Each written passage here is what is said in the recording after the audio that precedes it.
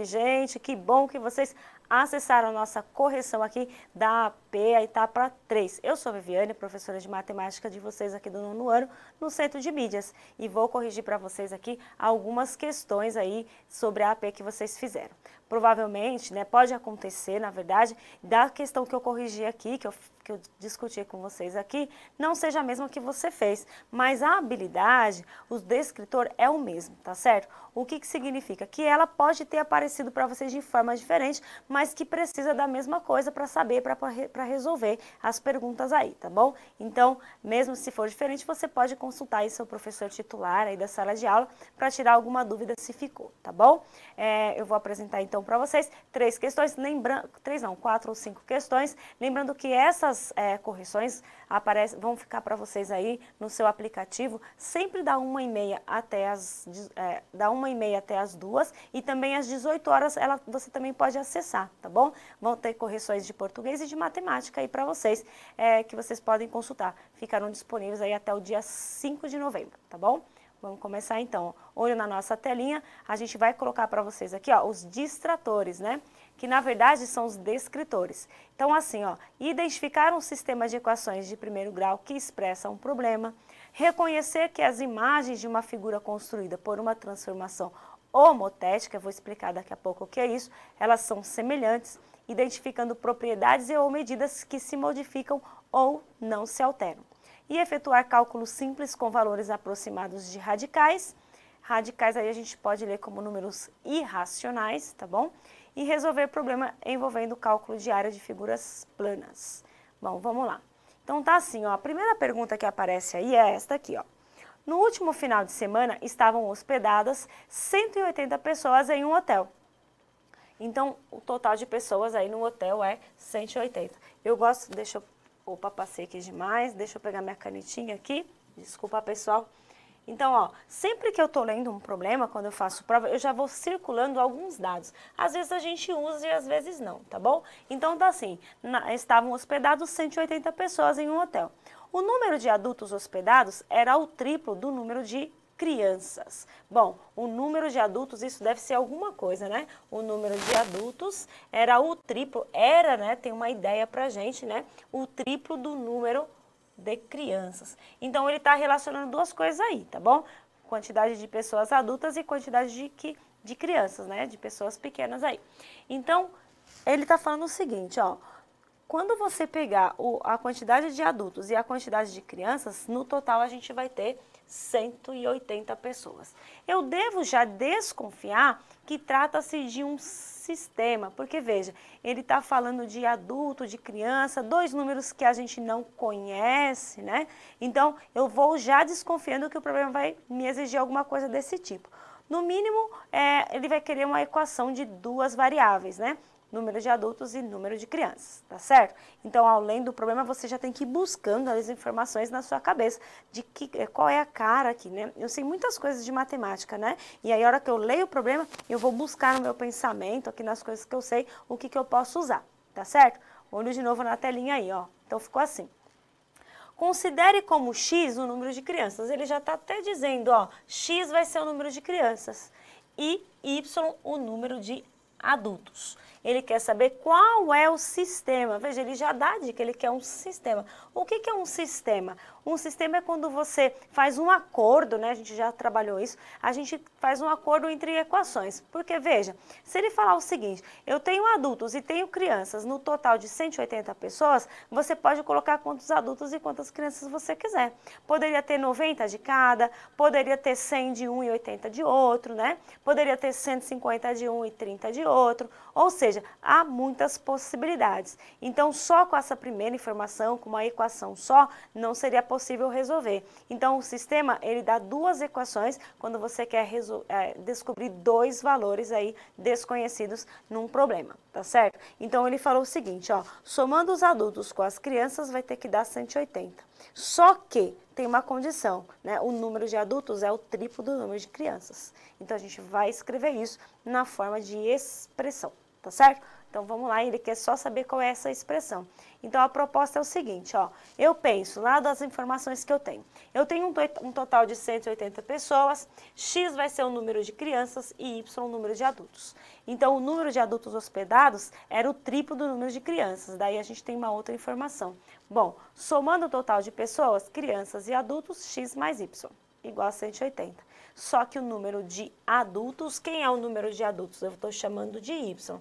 Então, Y, né, tem que ser igual ao triplo do número de crianças. Triplo quer dizer 3 vezes, né? Então, a gente tem uma outra equação. Então, tá aí o nosso sisteminha. X mais Y, 180, e Y é igual a 3x, né? É o sistema. Esse símbolo que a gente coloca aqui, ó, significa que a solução que você achar tem que servir tanto para a primeira equação quanto para a segunda. Por isso que eu costumo dizer que é um acordo, tá certo? Vamos olhar aqui, então, analisar as nossas...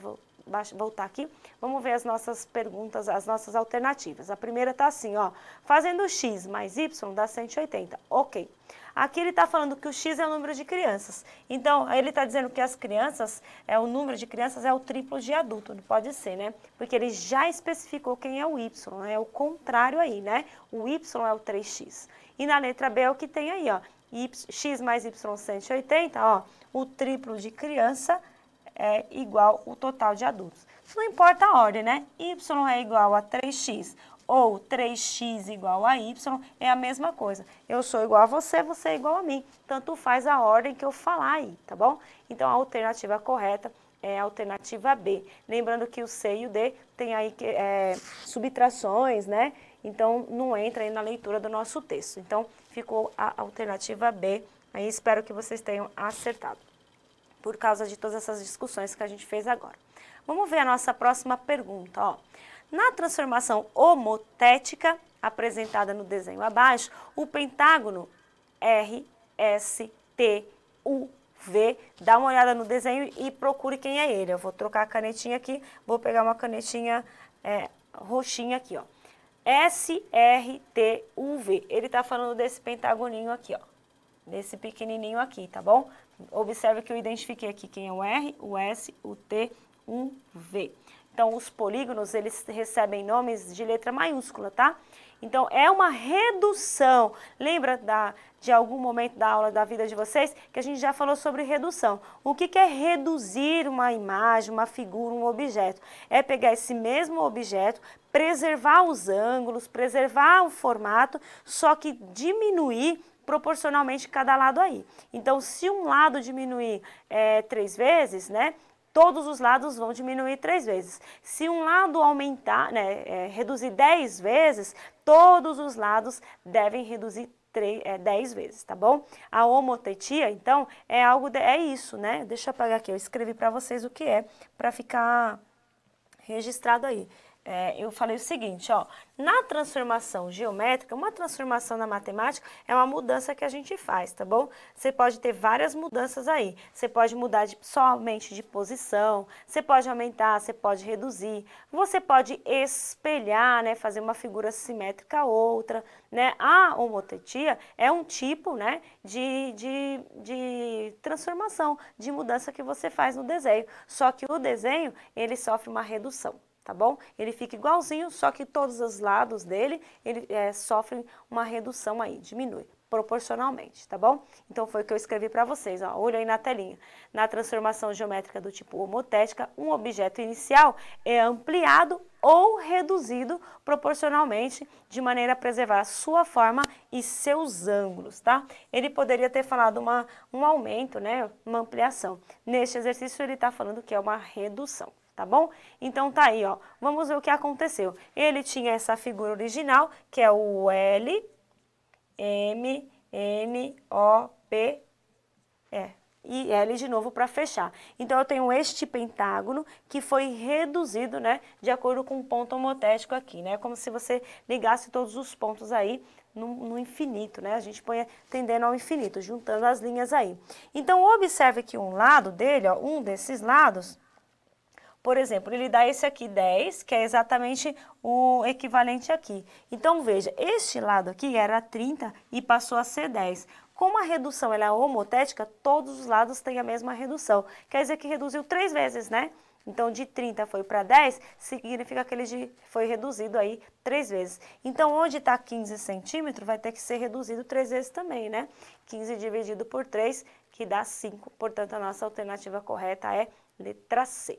Tá certo? Então, houve uma redução aí, né, de 3 vezes, você pode pensar assim, se a redução foi dividida por 3, né, se este ladinho aqui foi dividido por 3, então este lado também terá que ser reduzido por 3. Veja que a gente escreve lado desse jeito, eu coloco o nome dos vértices e um traço em cima, né, lado RV, lado UV e assim vai, beleza? Então, a alternativa C, conforme a gente já tinha falado aí. Muito bem, vamos para a próxima, ó. Resolva a conta. 2 vezes raiz quadrada de 27 menos a raiz quadrada de 8. Qual é o resultado aproximado? Veja que tem que ser aproximado, né? Vamos buscar os nossos conhecimentos. A raiz quadrada a gente pensa assim, qual é o número que elevado ao quadrado dá 27? Qual é o número que elevado ao quadrado dá 8? E se você for pensar, a gente não acha esse número. Então, quando a gente não consegue achar a raiz quadrada de um número, então a gente diz que ele é irracional, ele não tem raiz, tá certo? E aí, então a gente precisa de um valor aproximado. E aí o que a gente faz? A gente compara com alguns valores que a gente conhece. Então eu vou mostrar para vocês aqui alguns valores, tá certo? Por exemplo, ó, raiz quadrada de 0 é 1. Raiz quadrada de 1 é 1, né? Porque 1 vezes 1. Raiz quadrada de 4 é 2, porque 2 vezes 2 dá 4, né? Raiz quadrada de 9 é 3, porque 3 vezes 3, 9. A raiz de 16 é 4. A raiz de 25 é 5. A raiz de 36 é 6. Então, a gente tem essas raízes que a gente chama de lados de quadradinhos perfeitos, né? O 1, 4, 9, 16 são quadradinhos perfeitos, ou seja, tem raiz. Então, vou procurar o 27 perto de quem que ele está, a raiz de 27, para eu dar um valor aproximado. Então, por exemplo, ó, a raiz de 27 está entre o 25, a raiz de 25 e a raiz de 36, né? A raiz de 27. Então, o que eu vou falar? Eu vou pensar, a raiz de 27 está mais próxima da raiz de 25, que é 5, do que da raiz de 36, que é 6. Então, eu vou dar um chute. Eu chutaria, assim, 5,2, mais ou menos, tá? Então, eu vou dizer que, aproximadamente, aqui, a raiz de 27 é um 5,2. Porque se fosse raiz de 25, daria 5. A raiz de 36 daria 6. Então, é um número mais próximo da raiz de 25. Opa, desculpa aqui, encostei na tela. O mesmo eu vou fazer com o 8, ó. A raiz quadrada de 8, ela tá um pouquinho antes da raiz quadrada de 9, tá aqui, né? Se a raiz quadrada de 9 é 3, a raiz de 8 deve ser um 2, alguma coisa. Como tá mais perto da raiz quadrada de 9 do que da raiz quadrada de 4, eu vou dar um chute assim, 2,7, mais ou menos, né? Porque não pode ser raiz quadrada de 9.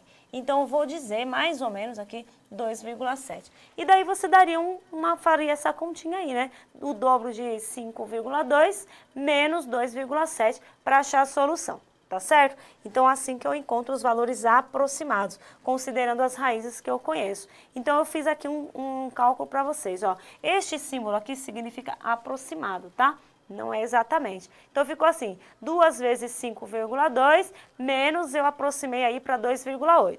E aí, faz primeira multiplicação, né? 2 vezes 5,2, que dá 10,4, menos 2,8, que é aproximadamente 7,6. Se a gente olhar as alternativas aí, ó, nós temos a letra A, 4,7, letra B, 7,56, letra C, 23 e a letra D, 46. Portanto, a mais próxima do que eu calculei está na letra B, 5,56 ou 5,56 centésimos, tá certo?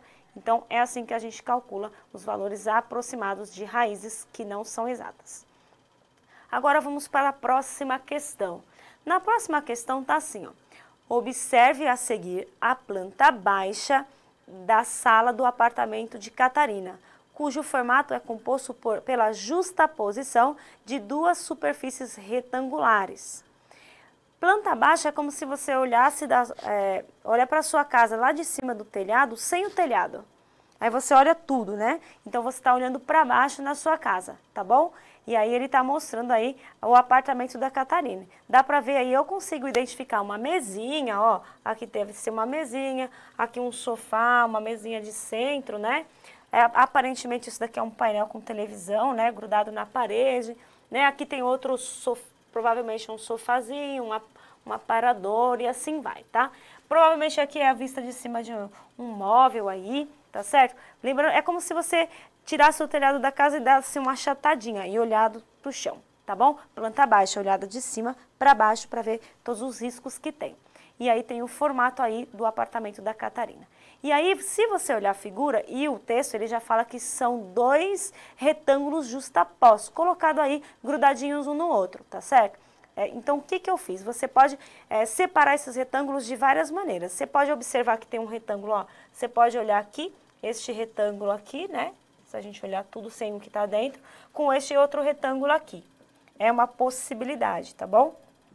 Você pode olhar também, ó, este retângulo grandão, né, comprido aqui, ó, com este retangulinho aqui que parece um quadradinho. Nesse caso, é um quadradinho mesmo que ele está dando os lados aí. Então, para calcular a área, se a gente considerar essa figura completa, a gente não tem uma fórmula, né, para calcular tudo. Também não tem uma área quadriculada. Então, o que a gente vai fazer? Vai separar em 2 retângulos, porque a gente sabe fazer cálculos de área de retângulos, tá certo? Então, vamos lá para a próxima, ó. O que eu fiz? Eu peguei esta figura e dei uma separada, ó. Coloquei separadinho para você observar. Então, aqui a gente tem este retângulo e temos este quadradinho. Para calcular a área, a gente já sabe, basta multiplicar um lado pelo outro, né?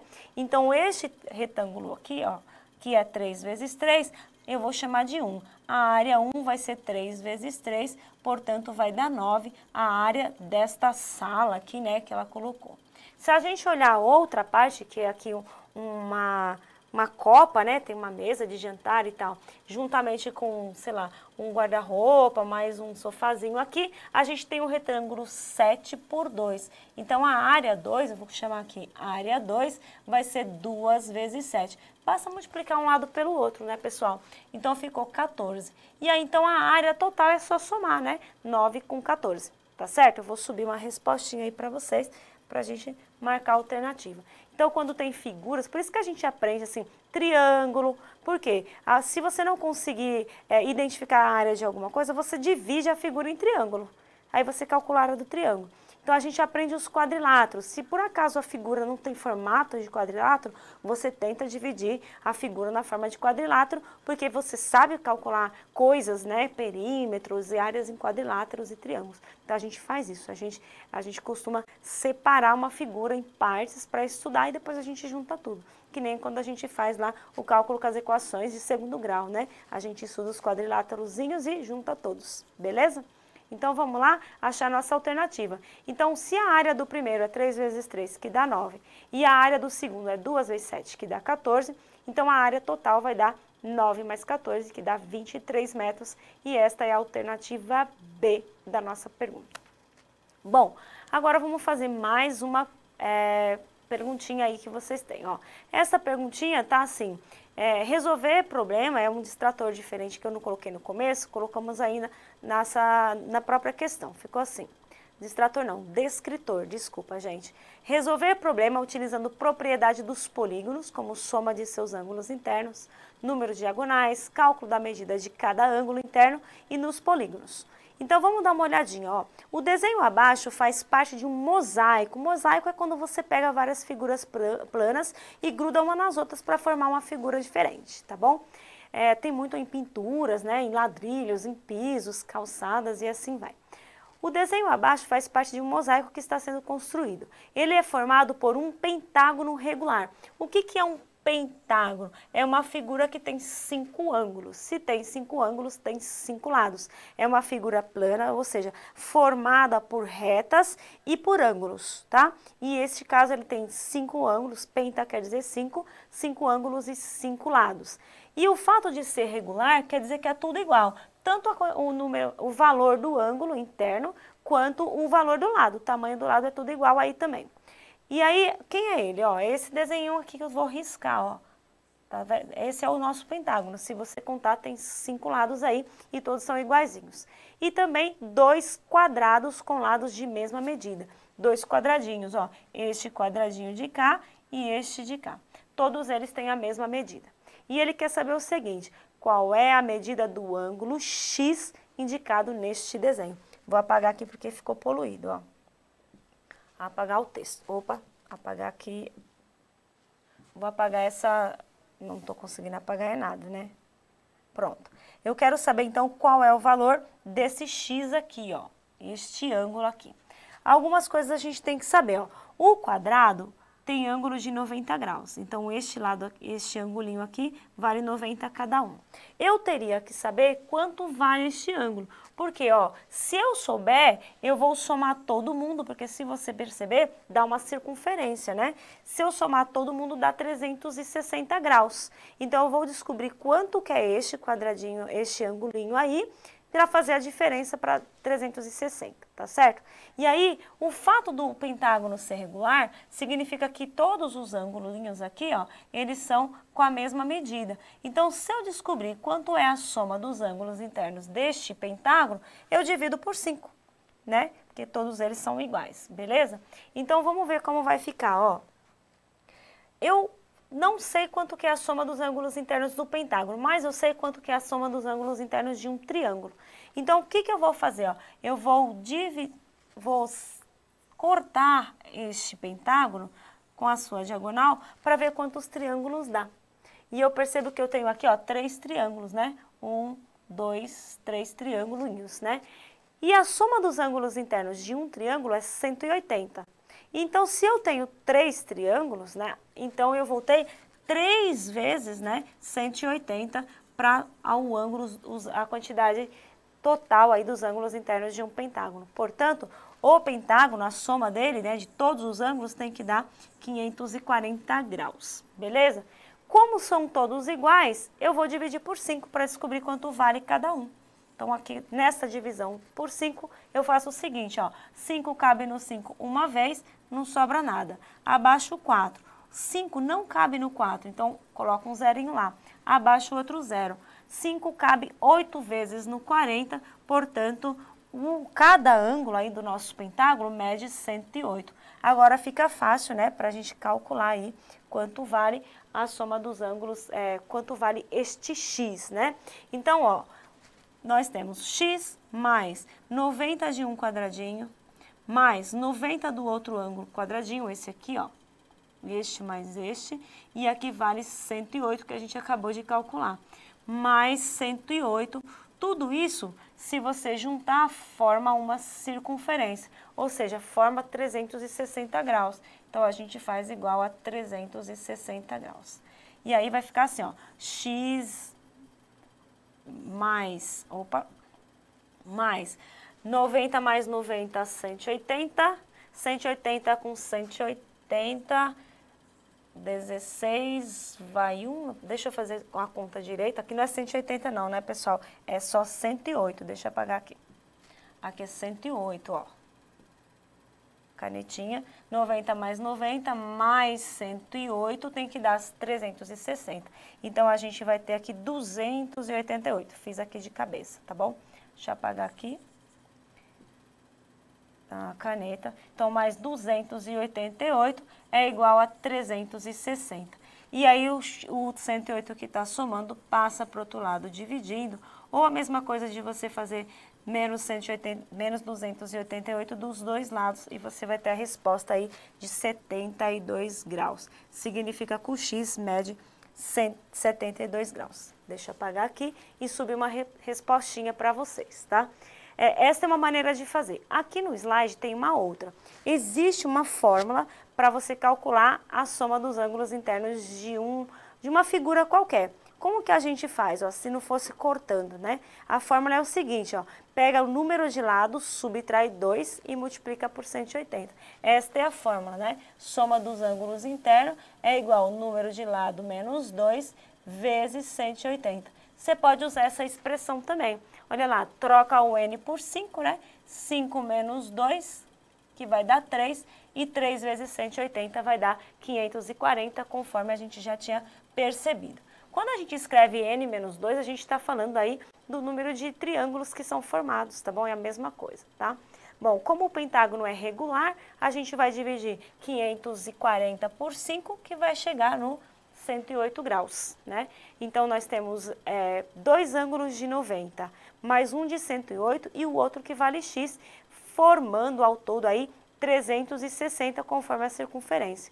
E aí, ó, nós temos esta expressão conforme eu escrevi para vocês. Resolvendo essa expressão, né? 108 mais 90 é igual a 288. Para 360 falta 72. Tá aí a nossa resposta alternativa A. Então, esta é a nossa correção de hoje. Eu quero agradecer por vocês terem assistido o nosso vídeo. Não se esqueça que essas aulas vão acontecer aí 1h30 e às 16 no seu aplicativo aí do 9º ano, até o dia 5 de novembro, tá certo, pessoal? Qualquer dúvida, pergunta aí para o seu professor titular ou chama a gente aí no Instagram para tirar alguma dúvida, tá bom? Vem pra Mate. Um beijinho e até a próxima.